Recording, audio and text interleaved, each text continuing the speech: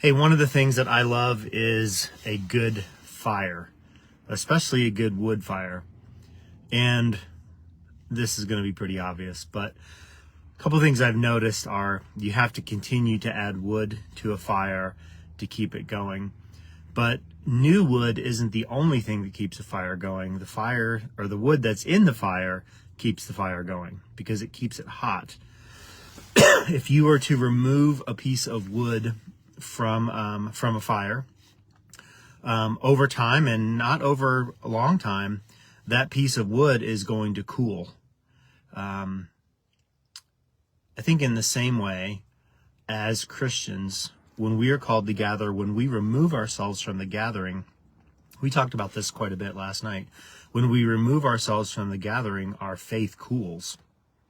We lose sight of what's important. We forget the things that are the most important. We don't have people around us who are, as Christians, who can encourage us in ways that the Bible would have them encourage us. So when we remove ourselves from the gathering, really what we're doing is we're removing ourselves from protection. We're removing ourselves from encouragement.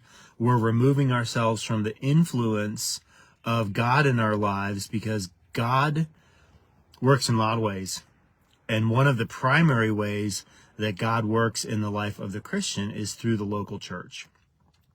And when we remove ourselves from one of the ways that God works to primarily influence, shape, change, transform us, we are really limiting we're not limiting what God can do.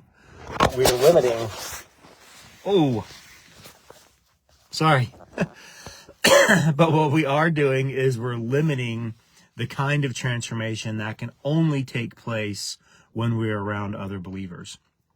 This is Hebrews 10:23-25. Let us hold tightly without wavering to the hope we affirm, for God can be trusted to keep his promise. Let us think of ways to motivate one another to acts of love and good works. And let us not neglect our meeting together as some people do, but encourage one another, especially now that the day of his return is drawing near. So as Christians, we are called to be together. We are called to be in community.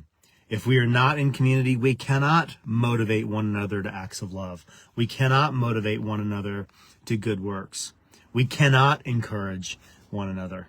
So I want to encourage you today to not neglect the meeting, to understand its value, to see its purpose, and then make the commitment to be a part of a community of believers. I love you, praying with you, praying for you. Talk to you again soon.